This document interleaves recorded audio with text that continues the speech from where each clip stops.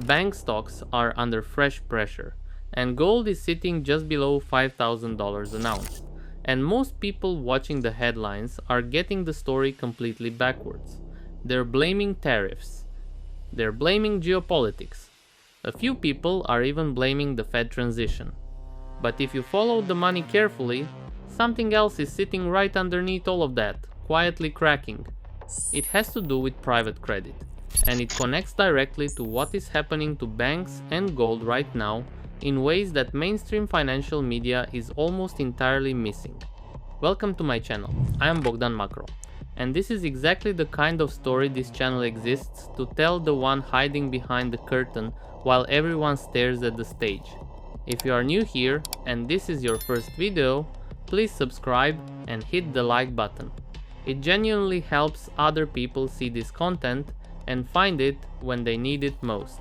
So let's get into it, because the picture being painted right now in credit markets is one of the more alarming setups I have seen since 2008, and I do not say that lightly. Let's start with what just happened at BlackRock. On the 23rd of January 2026, BlackRock TCP Capital Corp filed an 8K with the SEC disclosing preliminary fourth quarter results.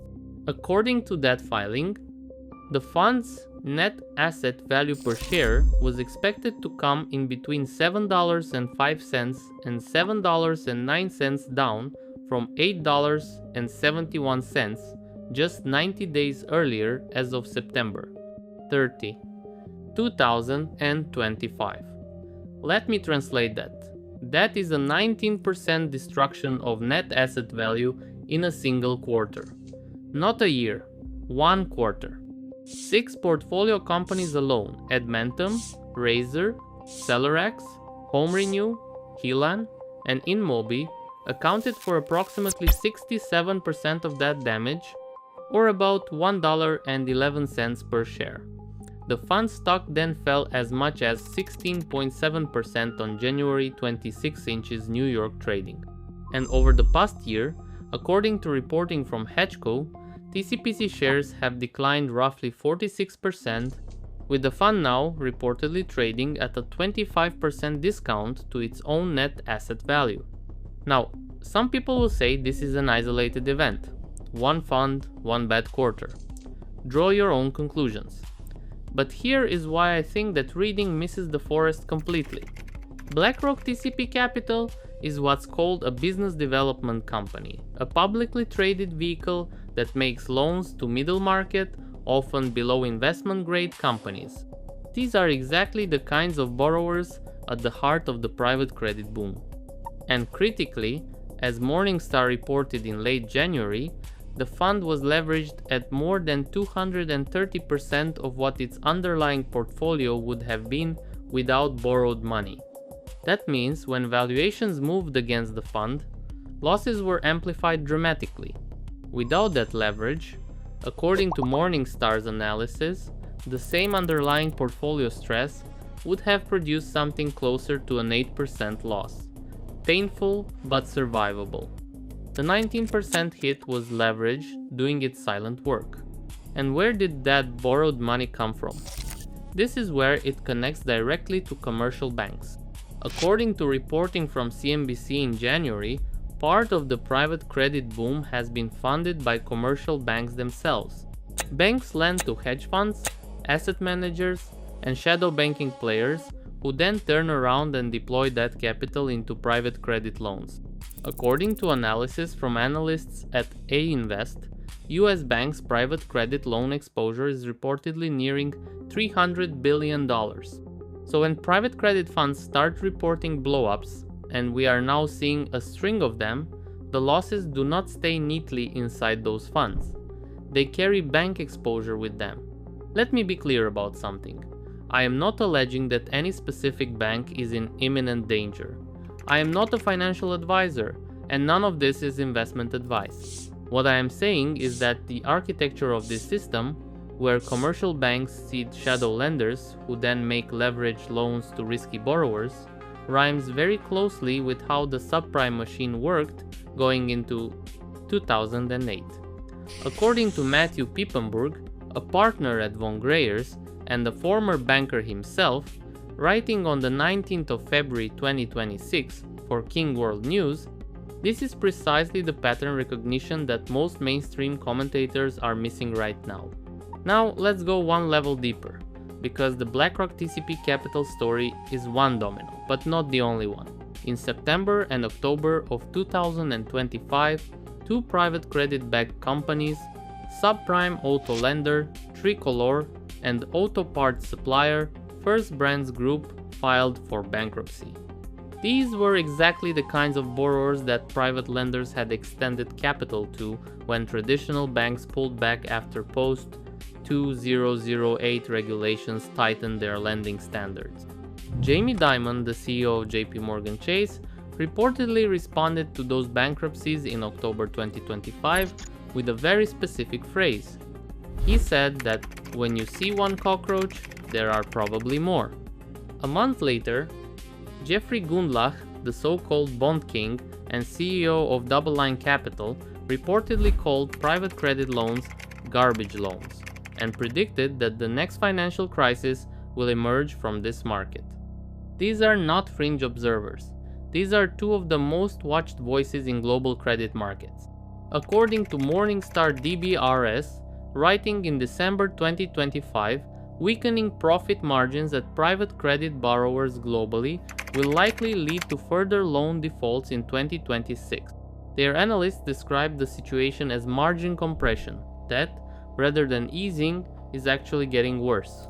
The Kroll Bond Rating Agency, in a separate November 2025 report based on data from over 2,200 middle market borrowers, flagged that defaults among private loans are expected to rise this year, especially among less creditworthy borrowers showing signs of stress. And here is the number that should stop you cold. According to data cited by the research firm with intelligence in their January 2026 private credit outlook, the headline default rate in this market has stayed below 2% for several years. But once you account for selective defaults and what are called liability management exercises, which is a polite term for borrowers quietly restructuring to avoid triggering a formal default, the true default rate reportedly approaches 5%. That is more than double what the clean headline number suggests. Then there is the payment in kind trend. Public business development companies are now reportedly receiving an average of 8% of their investment income via PIK payment in kind, meaning borrowers are not paying cash interest. They are paying in additional debt, essentially telling their lenders, "I cannot give you money right now, take more of my paper instead." According to reporting from Bloomberg cited by CNBC, that trend is accelerating. When borrowers start offering equity instead of cash to cover their obligations, that has historically been a signal that more formal defaults are coming. Separately, each of these data points is interesting. Together, they tell you everything. The private credit market, which reportedly grew from $3.4 trillion in 2025 and is projected to reach $4.9 trillion by 2029, is built on a foundation of unregulated, highly leveraged lending to borrowers who could not access traditional bank financing. The banks who stepped back from direct lending never stepped back from the ecosystem. They became the funding engine for the shadow lenders who replaced them. And now the shadow lenders are cracking. This is very bad for bank stocks. It may be very good for gold. Gold is currently trading around $4,990 per ounce as of this recording. It hit an all-time intraday high of approximately $5,594 on the 29th of January 2026 before a sharp pullback triggered by the nomination of Kevin Warsh as the next Fed chair, a hawkish signal that briefly strengthened the dollar. But the structural forces underneath gold have not changed. Central banks globally purchased an estimated 863 tons of gold in 2025 alone, according to World Gold Council data, JP. Morgan expects central bank purchases to remain elevated at around 755 tons in 2026. According to JP Morgan's own research team, quarterly investor and central bank demand of around 585 tons is projected for 2026 on average, well above the roughly 350 tons threshold that historically implies rising prices. Goldman Sachs and UBS have both published targets pointing toward $5,000 per ounce and beyond by the end of this year, conditional on current macro conditions holding. And those macro conditions include exactly the scenario we are watching unfold in private credit right now. Every time there is a banking or credit crisis, 2008 being the most recent and most dramatic example, the Federal Reserve's response has been to expand its balance sheet, create liquidity, and effectively dilute the dollar. If private credit losses spiral into something more systemic, there is almost no scenario where the Fed does not eventually step in with that same playbook. More liquidity, more dollar dilution. And historically, that has been one of the most consistent tailwinds for gold. I want to be careful here. I am not predicting a crash. What I am saying is that if the private credit defaults continue accelerating, if bank balance sheets reflect the exposure they reportedly have to this sector, and if the Fed is ultimately forced to respond the way it always does, those conditions would be very supportive for hard assets like gold. That is a scenario, not a certainty. Draw your own conclusions. What I will say is that the gold market appears to be pricing in some version of this risk already. The fact that gold bounced back from its post-war shock and is trading near $5,000 despite a stronger dollar and relatively calm geopolitical conditions suggests that the underlying bid is not just geopolitical. Something structural is driving it. Here is the question I want to leave you with in the comments today. BlackRock TCP Capital is set to report its full fourth quarter 2025 earnings on the 27th of February 2026, just 1 week from now. Given what the preliminary numbers already show the 19% NAV drop, the 6 troubled companies, the 10.9% PIK income share, what do you think the market reaction will be when the complete picture lands? And do you think there are more BDCs out there sitting on similar problems that just haven't disclosed them yet? Leave that in the comments. I read every single one. If this video gave you something to think about, send it to one person who tracks markets or cares about where their savings are going. That one share makes a genuine difference for this channel. And if you are not subscribed yet, hit that button now. There is a lot more coming on exactly this theme as the private credit story continues to develop throughout 2026. Stay sharp, stay informed, and I will see you again tomorrow.